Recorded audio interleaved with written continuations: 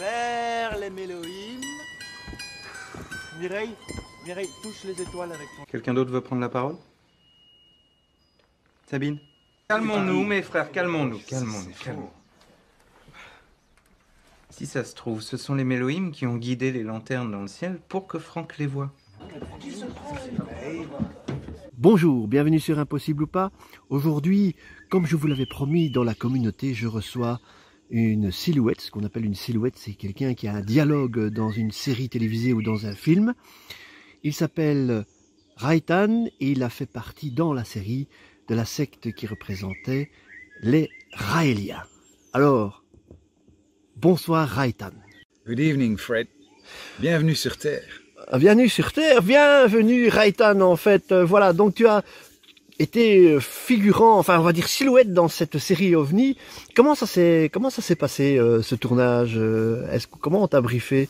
Est-ce que tous ces gens qui étaient sur le plateau croyaient aux OVNI?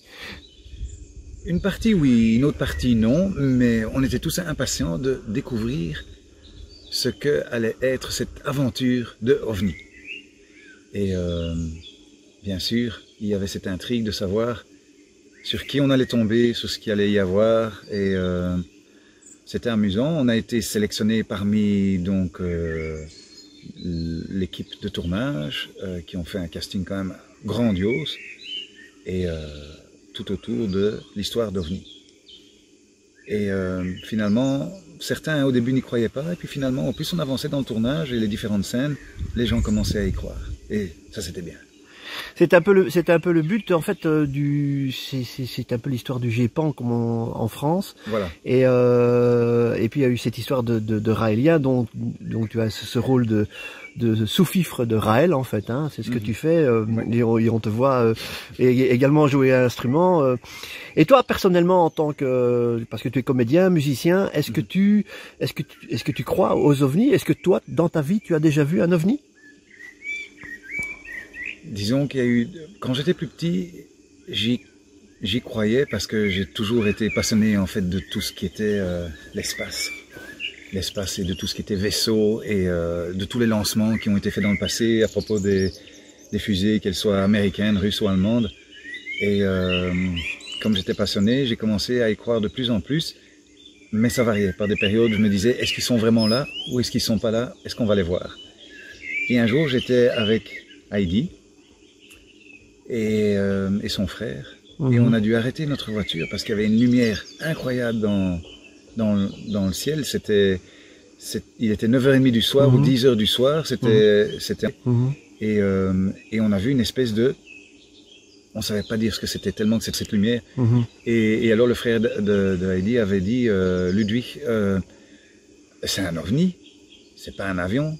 Et nous on a dit, mais en fait ils n'existent pas les ovnis. Mais là on était quand même vraiment presque par terre, et Heidi avait même insisté en disant ben oui, c'est pas du tout la forme d'un avion, c'est quand même effrayant, on dirait vraiment c'est un objet volant ou une espèce de vaisseau qui passe.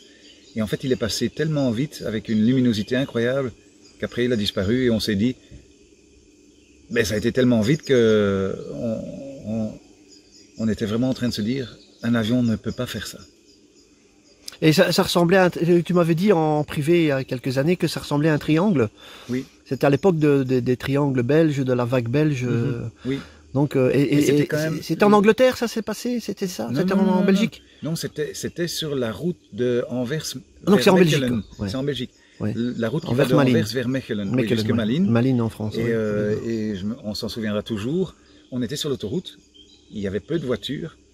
Et on a commencé à voir cette luminosité, c'était incroyable, qu'on a vraiment arrêté le véhicule sur le côté, parce qu'on s'est dit, ça c'est impressionnant, c'est incroyable. On ne savait pas si on devait y croire, on ne savait pas si on devait en parler, et finalement, tous les trois, on s'est dit, ben si, on a vu quand même quelque chose qui est inexpliqué et inédit.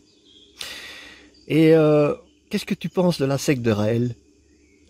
Le réel Raël. Et, la secte a réellement existé, puisque c'était Raël avec ses Raéliens. En fait, enfin, moi je suis pas partisan, je préfère être honnête et le dire, je ne suis pas partisan des sectes, parce que même s'il parle d'OVNI ou il parle pas d'OVNI, je ne me sens pas vraiment vivre dans une secte ou respecter la vie d'une secte. vu qu'il y a des lois et des choses imposées que je ne partage pas, donc qui ne m'intéressent pas. Oui, donc voilà. Quoi. Comme maintenant ils veulent faire du clonage, visiblement. Je suis pas pour. Je suis pas pour. Mais moi, je préfère rester dans donc le sujet des ovnis, qui ça sont beaucoup plus intéressants en fait, et évidemment pouvoir aller plus loin en essayant de découvrir quand ils arrivent ou ce qu'ils veulent donner comme message. Il y a des messages probablement aussi, hein, et certainement. Et c'est vrai que Raël, en fait, il croyait vraiment pouvoir avoir de la communication avec les extraterrestres et en pouvant essayer de communiquer et de discuter avec. Mais ça, c'est encore une autre chose. Oui, il les a rencontrés dans soi-disant dans une montagne, si je me souviens bien. Hein, oui. En France, je ne sais plus exactement. Oui, il avait décrit, voilà, il avait fait des croquis, en fait, il avait expliqué comment ils étaient. Mais ça, bon, on n'était pas sur place. On ne pourra jamais vérifier si c'est authentique. Tiens, justement, toi qui est dans la culture américaine, qui connaît le monde américain et qui connaît un petit peu l'armée également, vu que tu es traducteur, on va pas dire où, hein, pour rester discret. Maintenant, je ne sais pas si tu es au courant, il y a une révélation comme quoi on donnerait il y a eu des observations en 2004 d'un ovni par des pilotes de la US Air Force. Et toi, qu'est-ce que tu en penses? Est-ce que c'est extraterrestre, est-ce que c'est interdimensionnel, ou ce sont les Russes ou les Chinois?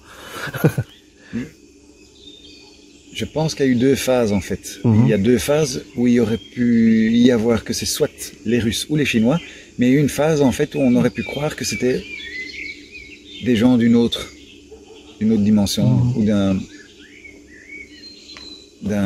monde inconnu peut-être. Peut-être, il y a aussi une théorie comme quoi ce serait du monde souterrain, terrien ou du monde aquatique. C'est aussi une... Parce qu'en fait, les pilotes américains en fait avaient insisté en disant que les signaux qu'ils recevaient n'étaient pas les mêmes que d'habitude. Et les fréquences aussi étaient fort différentes. Donc il y a de quoi quand même se poser des questions. Et tu es au courant de cette histoire de tic-tac Oui, voilà. C'est pour ça que je dis oui. Il y a eu des révélations et des choses qui se sont arrivées qui n'étaient pas entre guillemets normales et qui auraient pu être attachées par quelque chose qui venait de sous terre ou de les océans, quoi. Ouais. Oui, voilà. C'est souvent il y a les manifestations d'ovnis, bon, souvent ils sortent de l'eau ou ils replongent dans l'eau ou bien ils plongent dans les volcans. Ce sont les théories, quoi. Je veux dire que donc peut-être grande révélation ici en fin de ce mois-ci, parce que normalement on devrait le savoir. Donc, comme je sais que tu travailles un peu dans le domaine, tu travailles avec les Américains, donc là-bas, c'est pris très au sérieux, hein, cette histoire. Bien sûr, c'est pris très au sérieux, mais seulement pas n'importe quelle information peut être divulguée, hein, ni donnée. Oui, forcément. Donc ça reste toujours top secret, ça reste discret, mais bon, il y a quelque chose. Toi, tu serais content de savoir qu'il y a des extraterrestres qui existent? Bien sûr. Un peu comme moi, quoi. Bien sûr, parce que en fait, ce serait intéressant de savoir qui peut intervenir dans tous ces points d'interrogation qu'on a, dans tout ce qu'on attend, et encore on remonte à très très loin aussi, et j'insiste là-dessus, et c'est quelque chose qui est important à toi, qui est important à moi, la zone 51. Et là, j'ai discuté avec Richard, donc un de mes meilleurs révélation amis. sur Impossible ou pas, attention. Oui, voilà, et les premiers dialogues qu'on avait eus, et il évitait en fait de discuter ou d'approfondir. Oui, tu connais un GI en fait, un réel GI américain qui est ici en Belgique. On est devenus vraiment comme des frères parce qu'on a travaillé ensemble sur plusieurs affaires. Tu risques pas d'avoir de problème en me parlant de ça, parce que bon, ça va être difficile sur YouTube. Non, mais je donnerai pas les détails. Non. Je donnerai pas les détails. Je vais faire, disons, un résumé global de tout ce qu'il y a eu. Mais quand je lui avais dit, j'ai dit, écoute, la zone 51, elle existe bien. Oui. Il m'a dit oui. Donc tu vois, on peut pas nier que c'est un truc fictif. C'est réel. La zone, elle existe encore aujourd'hui. On peut pas y aller, c'est interdit. Partout il y a des panneaux interdits. On a essayé d'encore y aller. C'est pas pour rien qu'il y a tous ces panneaux-là. Il y a eu des choses dans le passé qui n'ont pas pu être révélées et qui malheureusement ont pas pu toucher le public, on va dire, de cette planète en général, parce qu'il y a eu des choses. Et Richard plusieurs fois m'a dit, on va pas s'attarder sur le sujet. Il y a eu des choses, mais bon. Il y a des choses qu'on peut parler, il y a des choses qu'on ne peut pas parler. Et Richard, je le connais aussi, tu me l'avais présenté il y a quelques années, est quand même haut gradé dans l'armée américaine. Hein, c'est le dieu. Oui. Il fait partie du gouvernement américain, donc c'est pas quelqu'un qui est ignorant ni ni en train d'inventer des choses. Il sait très bien qu'il y a eu des choses, mais il sait très bien qu'il y a des choses qu'on on peut pas tout dire, quoi. Donc, mais ce qui est dommage, c'est que les gens pourraient être un peu plus au courant. Ça devrait normalement être la fin de ce mois-ci, voilà, la révélation, en espérant que ça ne retombera pas comme un soufflet. Question, tu vas jouer dans la deuxième saison de OVNI? Non. Non. Terminé, il n'y a plus de... Non, ça m'a fait plaisir de jouer dans la première, mais c'est pas une nécessité de jouer dans la deuxième. Voilà. Des projets, parce que tu es musicien aussi, tu adores faire des courts-métrages, tu aimes bien faire des figurations dans les films et entre autres des silhouettes. Hein. Et des rôles principaux aussi. Des rôles principaux aussi dans les courts-métrages. Mais on peut dire aussi que tu as joué avec Michel Blanc. Oui. Il y a très longtemps. Il y a très longtemps. Ah, tu t'en rappelles? Ah, je m'en rappelle, oui. Michel Blanc et Sandrine Bonner. Et Sandrine Bonner. Et c'était le titre du film? Monsieur Hir. Monsieur Hir. Donc, si vous regardez un ancien film, vous verrez Raitan. Dans le métro. Voilà. Mais bon, peut-être. Dans le métro. Et Raitan qui fait des silhouettes aussi, où je dois faire des passages dans le noir. T'as joué dans la French aussi, je me souviens. J'ai joué un mafiosi qui devait insulter le juge, où j'ai dû jeter ma chaise, en fait. C'était pas un rôle énorme, c'était une petite silhouette que j'ai eue, mais c'était amusant. Mais donc, observez bien les films français, surtout les films tournés ici en Belgique en fait, et vous verrez de temps en temps Raitan comme figurant aux silhouettes. Donc tu as fait des courts-métrages, entre autres tu as fait des Guerres des Étoiles hein, avec Brandon, voilà. Brandon et Margot. Ouais. Et en fait, oui, c'était un rêve que j'avais déjà depuis, oh là là, mais ça tu le savais, je t'en avais déjà parlé, depuis au moins 10-15 ans, de pouvoir un jour travailler et faire mon propre Star Wars, mais en fait, je savais que c'était aussi un travail laborieux, et puis un jour, nous on en avait parlé qu'on allait faire quelque chose, et puis après, j'ai discuté avec Brandon et Margot, et on a mis au point de faire notre propre Star Wars. Qui est pas facile. Ce n'est pas facile à faire. Mais je vais mettre les liens en description de toute façon. Vous pouvez aller voir ces courts-métrages qui sont très bien faits.